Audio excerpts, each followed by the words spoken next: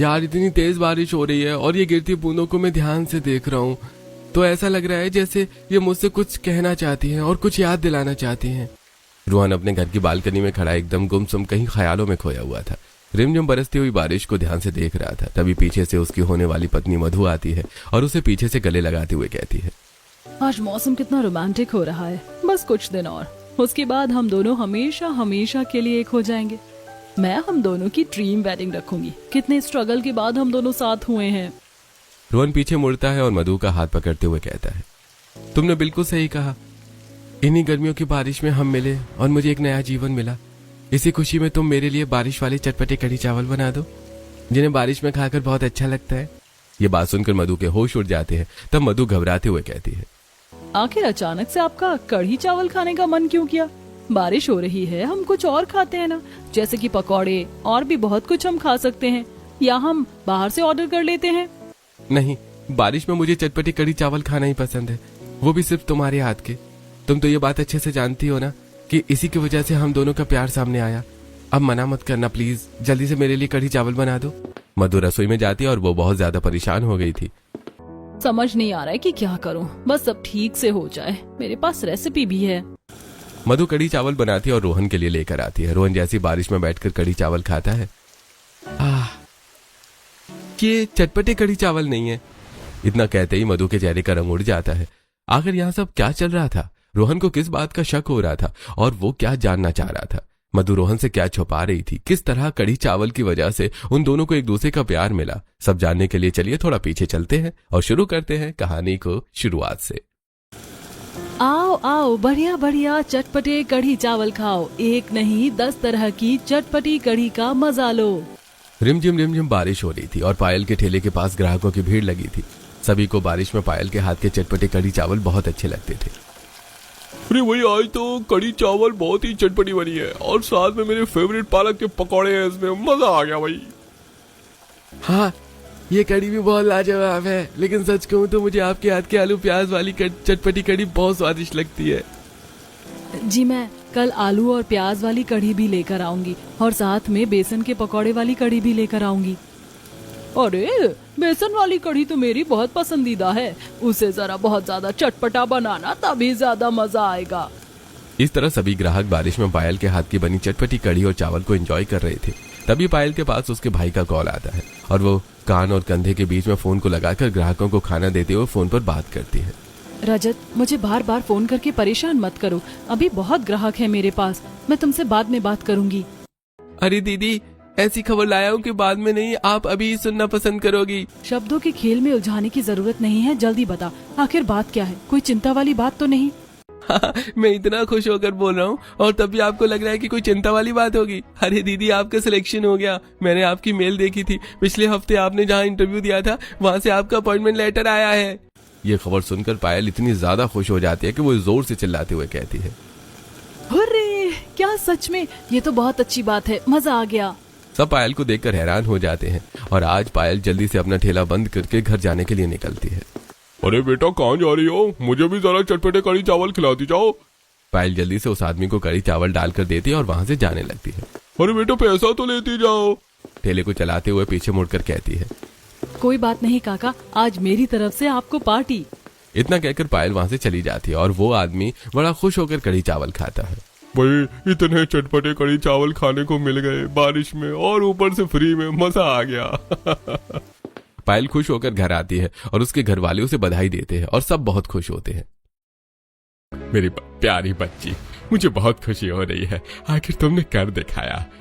तुमने हमेशा अपनी पढ़ाई पर भी ध्यान दिया और साथ में कढ़ी चावल बेचकर घर की जिम्मेदारी को भी निभाया। आखिरकार तुम्हारी मेहनत रंग लाई। सच में पापा, उस कंपनी में काम करना मेरा सपना था। अब वो सच होता नजर आ रहा है और मुझे उम्मीद है कि अब सब ठीक होगा। चलो, तुम्हारे लिए नए कपड़े लेने चलते हैं। कल तुम्हारा पहला दिन है, तुम्हें सबसे अच्छा लगना है।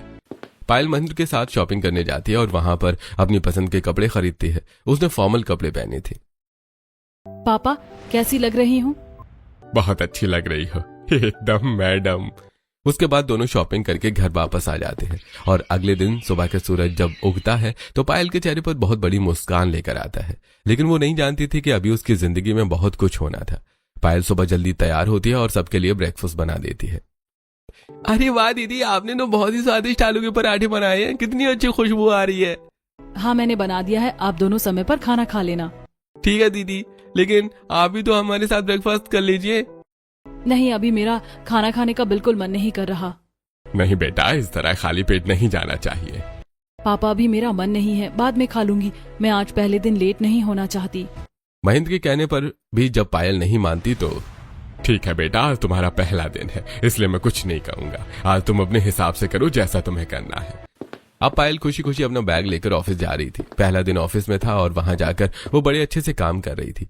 पहले ही दिन उसने अपना काम समय से पहले करके दे दिया और सबसे अच्छा काम किया। उसके बाद तुम्हारी मार्केटिंग की काफी अच्छी नॉलेज है, इंटरेस्टिंग, बहुत अच्छा दिमाग लगाया है तुमने। Thank you sir. इस तरह पायल को कंपनी में जॉब भी मिल गई थी और वो वहां पर अपना काम भी बहुत अच्छे से कर रही थी। उसी कंपनी में मधु भी सीनियर एग्जीक्यूटिव की जॉब करती थी। कंपनी से बाहर निकलने के बाद मधु रोहन को कॉल करती है। अरे रोहन, थोड़ा सा तो लाइफ में एंजॉय किया करो। तुम कहाँ बिजी रहते हो? अब आप भी जाओ, अपने दोस्तों से नहीं मिलोगे तो और किससे मिलोगे? नहीं मधु, मैंने कहा ना मुझे कहीं नहीं जाना, मैं यहीं पर खुश हूँ, तुम जाओ। इतना कहकर रोहन कॉल कट कर देता है और उधर मधु मुंह बनाकर कहती है, इस लड़के का टाइम पाना कितना मुश्किल है। कोई बात नहीं, चलो अपने पुराने दोस्तों के साथ जाकर थोड़ा एंजॉय कर लेती हूँ। मधु अपनी कार लेकर वहां से निकल जाती है। पायल अपने घर पैदल ही जा रही थी। आज तो हवा भी नहीं चल रही, बहुत गर्मी है। अचानक से बारिश शुरू हो जाती है और वो भागते हुए जाती है। अरे यार, इस बारिश को भी अभी शुरू होना था। पायल जल्दी से एक दुकान की शेड में बारिश से बचने के लिए जाकर खड़ी हो जाती है। तभी वहां पर रोहन भी भागते हुए आता है और बारिश से बचने के लिए वहां पर खड़ा हो जाता है। अरे यार, इस बारिश को भी अभी होना था। पायल रोहन को देखती है और वो उसे देखकर पहचान लेती है। ये तो हमारे कंपनी के एचआर हैं, जिन्होंने मेरा इंटरव्यू लिया था। इतनी तेज बारिश में एक बूढ़ा आदमी छाता लेकर जा रहा था और वहां एक बड़ा गड्ढा था, जिसकी वजह से उसमें उसका पैर फंस जाता है और वो गिर जाता है। पायल और रोहन दोनों साथ में उसकी मदद करने के लिए दौड़ते हैं। आप ठीक तो है ना? अरे, आपको तो चोट लग गई। अरे भाई, इस बारिश में तो हर बार मुझे कुछ न कुछ परेशानी हो ही जाती है। कोई बात नहीं, आप मेरे साथ चलिए, मैं आपको पहले हॉस्पिटल लेकर जाऊंगा और उसके बाद घर छुड़वा दूंगा। फिर रोहन पायल को देखकर कहता है, बहुत तेज बारिश हो रही है और आप भीग गई हैं, आप चिंता मत कीजिए, इन्हें मैं ले जाता हूँ। जी ठीक है। रोहन उस बूढ़े आदमी को साइड में लेकर आता है और एक चबूतरे पर बिठा देता है। उसके बाद वो किसी को कॉल करता है, तुम कैसे भी करके जल्दी से गाड़ी लेकर आना, हमें कहीं जाना है। तभी थोड़ी देर में वहां पर एक गाड़ी आ जाती है और रोहन का दोस्त निकलकर उसके पास आता है। क्या यार, मुझे परेशान करता रहता है। अरे अभी बात करने का समय नहीं है, हमें इन्हें एक बार डॉक्टर के पास लेकर जाना है। अपने अच्छे कामों में मुझे हमेशा शामिल करना जरूरी होता है क्या? अभी चुपचाप चल। उसके बाद रोहन वहां से चला जाता है और उसकी ये अच्छाई देखकर पायल को भी बहुत अच्छा लगता है। इस तरह दिन गुजर रहे थे। एक दिन रोहन अपने फ्लैट में आराम से मूवी देख रहा था। उसके पास एक कॉल आता है। तुम्हें लगता है तुम इस तरह से काम करोगे और सब ठीक हो जाएगा? तुमसे कितनी बार कहा है, हमेशा अपनी मर्जी मत चलाया करो। मेरा काम करने का तरीका यही है पापा, और मैं इसी तरीके से काम करना चाहता हूँ। अभी मैं बाहर इंपॉर्टेंट मीटिंग में हूँ, आपसे बात नहीं कर सकता। इतना कहकर रोहन कॉल कट कर देता है और टीवी में अपने फेवरेट मूवी देखने लगता है। वहीं दूसरी तरफ पायल घर में, अपनी पढ़ाई ठीक से किया करना, बाकी के कामों में तुझे क्यों ध्यान देना है? अरे क्या दीदी, आप ही हमेशा बस गुस्सा करती रहती हो। एक तो आपकी मदद कर रहा था, पैसे कमा रहा था ताकि आपके ऊपर ज्यादा बर्डन न पड़े। कोई जरूरत नहीं है तुझे काम करने की, मैं हूं ना, मैं अपने आप सब संभाल लूंगी। अब तो मुझे भी अच्छी नौकरी मिल गई है, तू सिर्फ अपनी पढ़ाई पर ध्यान दे और तुझे भी अच्छे से कामयाब होना है। पायल अपने घर को भी बहुत अच्छे से संभाल रही थी और पायल ऑफिस में भी बहुत अच्छा काम कर रही थी। वहीं दूसरी तरफ मधु बहुत ही ज्यादा कामचोर थी। वो अपने केबिन में आराम से ड्रामा देख रही थी। अरे यार, फोन में ड्रामा देखकर मैं पक गई हूँ। मेरा कहीं बाहर घूमने जाने का मन कर रहा है। मधु इतना कहती ही है कि तभी उसके केबिन में मैनेजर आता है। मधु, तुम अपना काम ठीक से क्यों नहीं कर रही हो? तुम्हें पता है ना तुम्हारी पोस्ट कितनी बड़ी है और तुम्हारे ऊपर बहुत सारी रिस्पॉन्सिबिलिटीज हैं, और तुम यहाँ पर फोन चला रही हो। मुझे काम करने का मोटिवेशन नहीं मिल रहा। अगर मोटिवेशन हो तो काम भी अच्छा होता है। देखो, तुम अपना काम अच्छे से करो वरना ठीक नहीं होगा। फिर तुम जानती हो कि उसका अंजाम क्या होगा। मुझे तुम्हारे पापा से बात करनी होगी। इतना कहकर मैनेजर वहां से चला जाता है और मधु गुस्से से बाहर आती है। क्या यार, मैं तो परेशान हो गई हूँ। तभी मधु की नजर पायल पर जाती है, जो अपनी सहेलियों के साथ लंच कर रही थी। अरे हाँ, ये तो वही नई लड़की है जो बहुत अच्छे से काम करती है और जल्दी काम खत्म कर लेती है। आइडिया, क्यों ना मैं अपना भी काम इसी से करवा लूं। वहीं दूसरी तरफ पायल की सहेली जब उसके हाथ के बने चटपटे कढ़ी चावल खाती है। वाह, आज तुम अलग तरह के चटपटे कढ़ी चावल बनाकर लाई हो। इसमें तो कुछ अलग ही पकौड़े हैं। तुमने कहा था ना तुम्हें बेसन और मंगोड़ी के पकौड़े बहुत स्वादिष्ट लगते हैं, तो बस वही चटपटे पकौड़े बनाकर कढ़ी में डाले हैं। सच में मानना पड़ेगा, तुमने अभी तक हमें 3 तरह के चटपटे कढ़ी चावल बनाकर खिलाए हैं और तीनों का ही स्वाद बहुत अलग और अच्छा है। मैं तो तुम्हें और भी तरह की कढ़ी चावल बनाकर खिला सकती हूँ। फिर तो बहुत अच्छी बात है। अब तो मैं अलग तरह के चटपटे कढ़ी चावल खाने के लिए और भी ज्यादा एक्साइटेड हूँ। लंच खत्म होने के बाद मधु पायल के पास जाती है। मैंने सुना है तुम वही नई लड़की हो जो बहुत अच्छा काम करती हो। ब्रिलियंट। तुम्हारे अंदर तो सच में बहुत अच्छा टैलेंट है, काफी इम्प्रेसिव हो। Thank you ma'am. मुझे मैम बोलने की जरूरत नहीं है। अरे हम दोनों तो सेम एज के हैं, तो तुम मुझे मेरे नाम से बुला सकती हो। इतना कहकर मधु वहां से चली जाती है और थोड़ी देर बाद पायल को अपने केबिन में बुलाती है। जी मैम, कहिए क्या बात है। अरे तुम फिर से मुझे मैम बोल रही हो। मैंने मना किया था ना कि मुझे मैम मत बोला करो। अच्छा बैठो, मुझे तुम्हारी एक हेल्प चाहिए थी। देखो बुरा मत माना, लेकिन मुझे सच में बहुत इंपॉर्टेंट काम है और मैं पूरे ऑफिस में सिर्फ तुम पर ट्रस्ट कर सकती हूँ क्योंकि तुम बहुत अच्छी लड़की हो। क्या तुम मेरी मदद करोगी? जी बिल्कुल, कहिए क्या काम है। तुम मेरी सारी फाइल को एक बार रिवाइज करके इसका रिव्यू बना दो। मेरी फ्रेंड की तबीयत बहुत खराब है, मुझे वहाँ जाना पड़ेगा। आप बेफिक्र होकर जाइए, जब तक आप आएंगी मैं आपका काम खत्म कर दूंगी।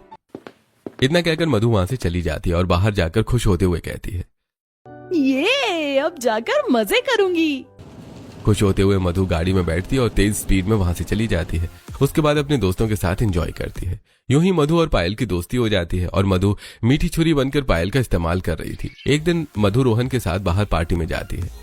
चलो रोहन, एंजॉय करते हैं, थोड़ा डांस करें। हाँ ठीक है चलो। दोनों साथ में डांस करते हैं और थोड़ा बहुत एंजॉय करके खाना खाकर वहां से चले जाते हैं। मधु और रोहन की थोड़ी बहुत दोस्ती थी।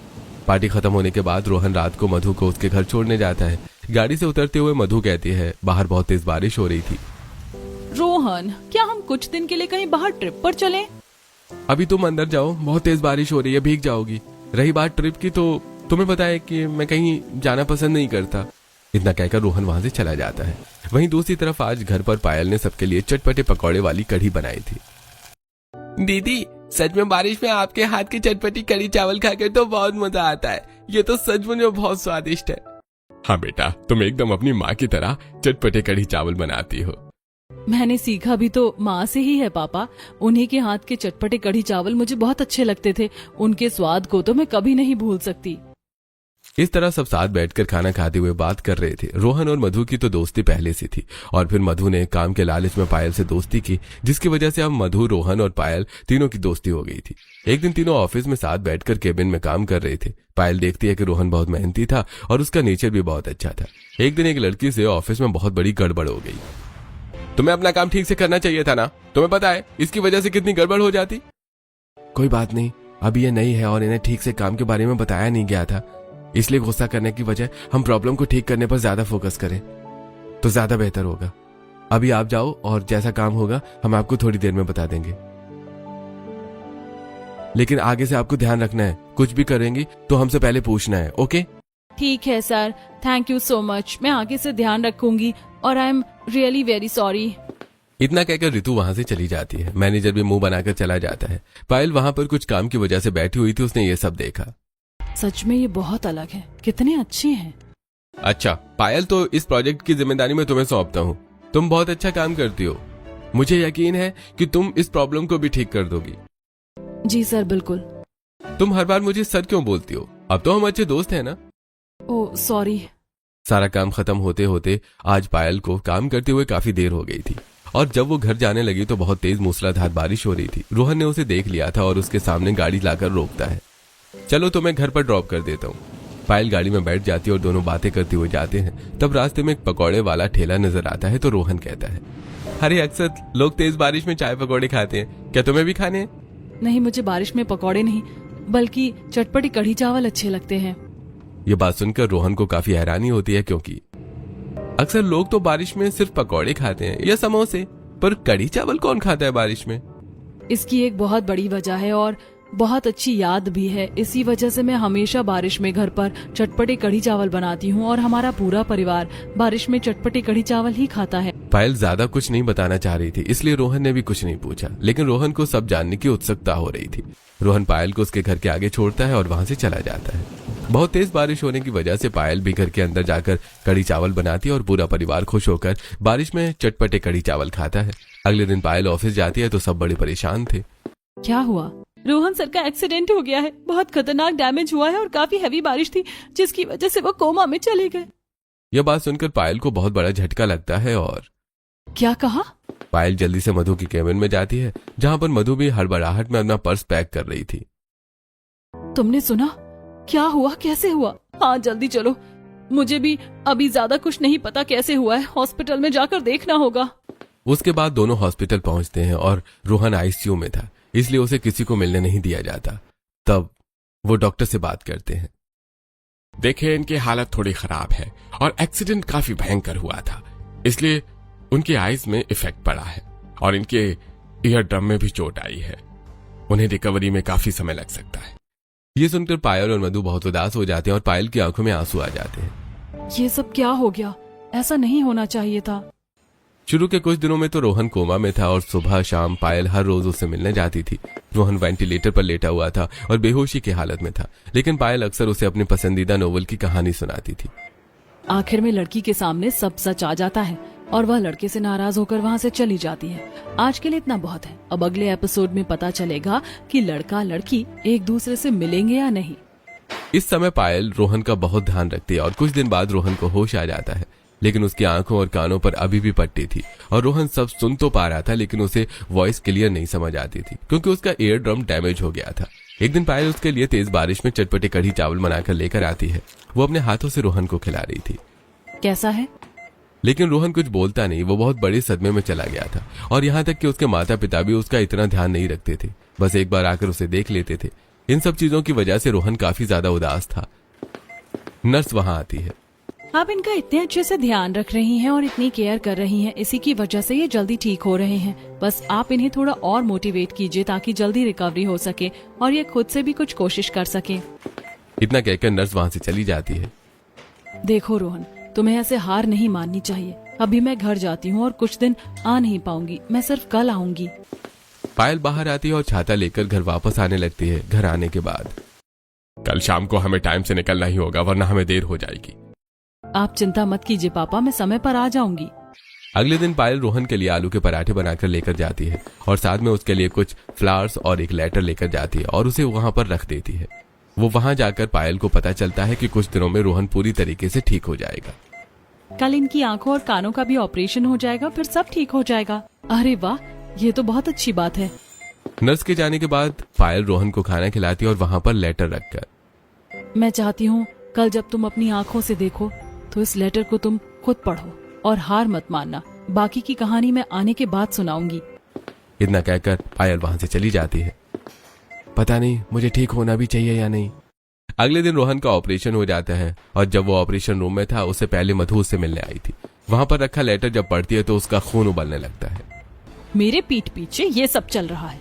अभी अच्छे से सबक सिखाती हूँ। इस पर क्या लिखा है कि मैंने तुम्हें मेरे राजकुमार की तरह देखा है और मैं तुम्हारी राजकुमारी। बहुत शौक है ना नॉवेल पढ़ने का? रुको। इतना कहकर मधु उस लेटर पर राजकुमारी के आगे मधु लिख देती है। कुछ दिन बाद जब रोहन ठीक हो जाता है तब वो लेटर पढ़ता है और उसे लगता है कि इतने दिन से मधु ही उसका ध्यान रख रही थी। अगले दिन मधु रोहन को बाहर घुमाने ले जाती है और प्रपोज कर देती है। हमें लगता है हमें अपनी लव स्टोरी को आगे बढ़ाना चाहिए और एक दूसरे से शादी कर लेनी चाहिए। तुमने सच में जो मेरे लिए किया है मैं उसका एहसान कभी नहीं भूल सकता। अब तुम जैसा चाहो वैसा ही करते हैं। कुछ दिन बाद रोहन मधु को अपने घर वालों से मिलवा देता है। हमें इस शादी से कोई ऐतराज नहीं है और अगर तुम जल्दी शादी करना चाहते हो तो उससे भी कोई ऐतराज नहीं है, बल्कि हमें खुशी है कि तुमने अपनी जिंदगी का अहम फैसला ले ही लिया। यहाँ एक तरफ शादी की बात चल रही थी और मधु पायल के खिलाफ प्लान बना रही थी। देखो, मैं पायल को काम से नहीं निकाल सकता। वो बहुत अच्छा काम करती है और अगर रोहन को पता चल गया तो हम क्या करेंगे?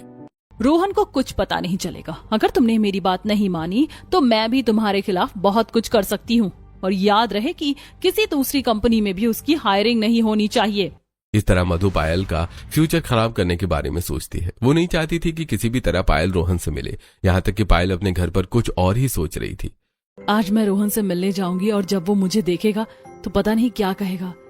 पहले मैंने शर्म की वजह से उसे कुछ नहीं कहा, इसीलिए उसे लेटर लिखा, लेकिन अभी बड़ी घबराहट हो रही है। लेकिन रोहन से मिलने तो जाना ही होगा क्योंकि अब तक वो बिल्कुल ठीक हो गया होगा। पायल खुश हो रही थी, लेकिन तभी मधु वहां पर आती है। कैसी हो पायल? अरे मधु आओ, कैसे आना हुआ? तुम्हें एक गुड न्यूज देने आई थी। मेरी और रोहन की शादी फिक्स हो गई है। रोहन अब बिल्कुल ठीक हो गया है और हम दोनों ने शादी करने का फैसला किया है। ये बात सुनते ही पायल के पांव तले जमीन खिसक जाती है और ना चाहते हुए भी उसे खुश होने का नाटक करना पड़ता है। अच्छी बात है, लेकिन क्या तुम मुझे अपने चटपटे कढ़ी चावल की रेसिपी दे सकती हो? मुझे भी बहुत पसंद है और सबको तुम्हारे हाथ के कढ़ी चावल बहुत अच्छे लगते हैं। अब शादी के बाद तो बनाना ही पड़ेगा ना, इसीलिए सीख लेती हूँ। पायल रेसिपी मधु को लिखकर दे देती है और मधु खुश होकर वहां से चली जाती है। पायल काफी उदास हो गई थी और अगले दिन जब उसे पता चलता है कि उसे काम से निकाल दिया है तो लेकिन मुझे जॉब से क्यों निकाला जा रहा है? पता नहीं, रोहन सर का फैसला है, अब उनकी बात तो माननी ही होगी। ये सुनकर पायल उदास होकर वहां से जाने लगती है और बारिश में भीगते हुए घर आती है। वो दूसरी कंपनी में भी जॉब ट्राई करती है, लेकिन उसे कहीं जॉब नहीं मिलती, इसलिए उसे मजबूरन घर चलाने के लिए वापस बारिश में गर्मा गर्म चटपटे कढ़ी चावल बेचना पड़ता है। अब बताओ, तुम्हारे चटपटे कढ़ी चावल में वो स्वाद क्यों नहीं आ रहा है जो मैं हर रोज हॉस्पिटल में खाता था? लगता है कि मैं उस समय शायद अलग तरीके से बनाती थी और अब तरीका अलग हो गया है। काफी समय बाद बनाया है ना, इसीलिए ऐसा हो रहा है। तुमने मेरे साथ इतना बड़ा धोखा किया। मुझे उस समय एनेस्थीसिया दिया जाता था और साथ में मेरी कंडीशन भी खराब थी, इसलिए तब मुझे कुछ याद नहीं आता था, लेकिन अब धीरे धीरे मुझे बहुत कुछ याद आ रहा है। और सबसे बड़ी बात कि जब भी मैं तुमसे नोवेल के आगे की स्टोरी पूछता हूँ तो तुम हमेशा बातों को घुमा देती हो, क्योंकि तुम्हें आगे की ना तो स्टोरी पता है और न ही उस नोवेल का नाम पता है। मुझे सब याद आ गया है। मेरा ध्यान तुमने नहीं, पायल ने रखा था। हाँ ठीक है, उसने ध्यान रखा था, लेकिन प्यार तो मैं तुमसे करती हूँ ना। अब हम दोनों की शादी हो रही है। मैं इस शादी को तोड़ रहा हूँ। इतना कहकर रोहन गुस्से में वहां से चला जाता है और रोहन पायल से मिलने जाता है तो उसे पता चलता है कि वो ठेले पर बारिश में चटपटे कढ़ी चावल बेच रही है। उसने मास्क लगाया था और पायल को कहता है, मुझे एक प्लेट कढ़ी चावल दे दीजिए प्लीज।